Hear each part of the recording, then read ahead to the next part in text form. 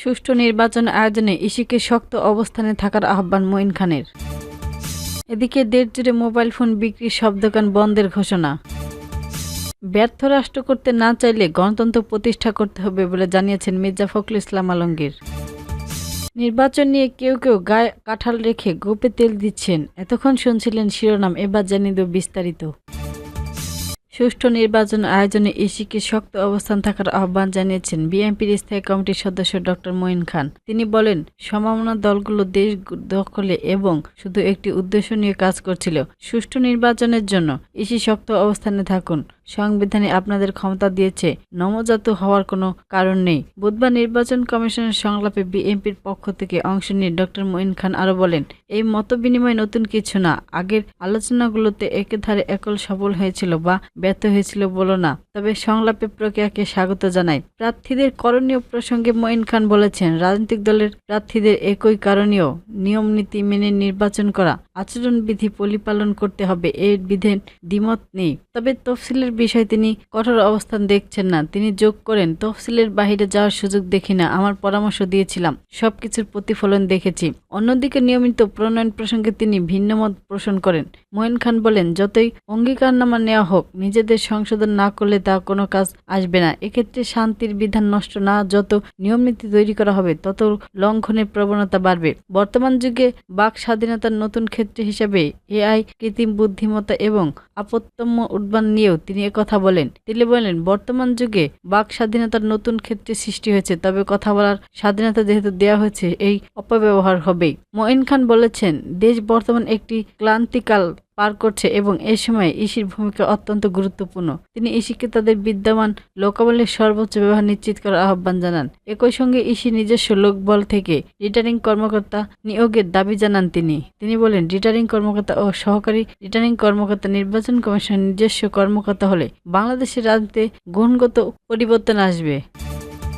সারা দেশে mobile phone বিক্রির দোকান বন্ধ রাখার ঘোষণা দিয়েছেন জিনসেন কমিউনিটি বাংলাদেশ এমবিসিবি। বুধবার 19 নভেম্বর ঢাকা রিপোর্টার্স ইনস্টিটিউটে ডিআরইপি আয়োজিত সংবাদ সম্মেলনে সংগঠিত এই ঘোষণা দিয়েছেন। সংবাদ সম্মেলনে বক্তব্য দিয়েছেন অ্যাসোসিয়েশনের সেক্রেটারি পিয়াসকে। আজকের বুধবার মধ্যে মুক্তি না দিলে সারা দেশে কঠোর আন্দোলনে মানবেন।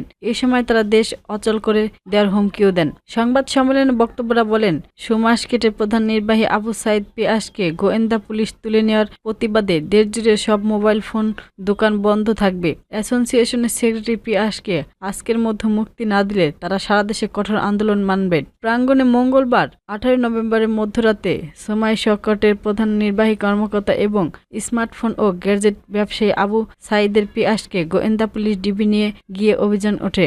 পিয়াসের পরিবার একজন সদস্য বিষয়টি নিশ্চিত করেছেন। আবু সাইদ পিয়াসের স্ত্রী দাবি করেন, মঙ্গলবার রাত 3টার দিকে মিরপুর 1 এলাকায় বাসা থেকে তার স্বামীকে তুলে নিয়ে যায় গোয়েন্দা পুলিশ। এ সময় ডিবি সদস্যরা পিয়াসের মোবাইল ফোনটিও জব্দ করে তাকে জানান তিনি। বিএনপির মহাসচিব মির্জা ফখরুল ইসলাম আলমগীর বলেছেন, বাংলাদেশকে ব্যর্থ রাষ্ট্র করতে না চাইলে গণতন্ত্র প্রতিষ্ঠা করতে হবে। সেই সঙ্গে বিচার বিভাগ, রাষ্ট্রীয় প্রতিষ্ঠান ও গণমাধ্যমের স্বাধীনতা নিশ্চিত করতে হবে। বুধবার 19 নভেম্বর দুপুরে রাজধানীর একটি হোটেল 24-এর গণ অভ্যন্তরের বিএনপি বইয়ের মোড়ক উন্মোচন অনুষ্ঠানে তিনি এসব কথা বলেন। তিনি বলেন, কোনো একটি মহল অত্যন্ত সচেতনতার সঙ্গে ফাঁসিবাদী বিরোধী শক্তিগুলোর মাঝে বিজ্ঞপ্তি সৃষ্টি করছে কিনা খতিয়ে দেখতে হবে। শেখ হাসিনার রায় ঘিরে যে মবকৃতি রয়েছে তা শেখ হাসিনার রায়কে ভিন্ন খাতে ঘুরিয়ে দিতে না হয়েছে কিনা সেই প্রশ্ন রাখতে তিনি। ফখরুল বলেছেন, শুধু নির্বাচন নয়, নির্বাচনের পরে গণতন্ত্রকে প্রাতিষ্ঠানিক রূপ দিতে হবে। জামায়াতে ইসলামীর আমির ডক্টর শফিকুর রহমান বলেছেন, আশঙ্কা করা হচ্ছে আগামী নির্বাচনে কেউ গাছে কাঁঠাল রেখে গোপে তেল দিচ্ছেন, মাসুল আর ব্যাগ মনির মাধ্যমে অন্যের ভোট হাইজ্যাক করছেন। তাদের প্রতি আমাদের স্পষ্ট বার্তা, আমরা যুবক হয়ে বিস্ফোরণিত হব ইনশাল্লাহ। তবে বলেছেন, যুবদলের ভোট নিয়ে কেউ কারাকারি করুক তা আমরা বরাদ্দ করব না। যুবদলে তোমাদের ভোট আমরা দিব, আমরা তোমাদের পাশে থেকে লড়াই করব, তোমাদের সাহস দেব এবং শক্তি দেবে। কোনো ডাকাত তোমাদের বুকের দিকে হাত বাড়ানোর যে দুঃসাহস না দেখায়, এখন থেকে সেভাবে যুবদলে থাকতে হবে। তরুণ যুবকদের প্রতি আহ্বান জানিয়ে শফিকুল রহমান বলেছেন, তোমরা যাকে পছন্দ তাকে ভোট দিও। আমাকে দিবা না দিবা এটা তোমাদের ব্যাপার, কিন্তু তোমার বুকের জন্য আমরা লড়ে যাব ইনশাল্লাহ। মঙ্গলবার 28 নভেম্বর রাতে জামায়াতে ইসলামীর কাফরুল দক্ষিণ থানার উদ্যোগে প্রতি সমাবেশে এসব কথা বলেন তিনি। সমাবেশে বিশেষ অতিথি হিসেবে উপস্থিত ছিলেন কেন্দ্রীয় নির্বাহী পরিষদ সদস্য ও ঢাকা মহানগর উত্তরের আমির মোহাম্মদ সেলিম উদ্দিন।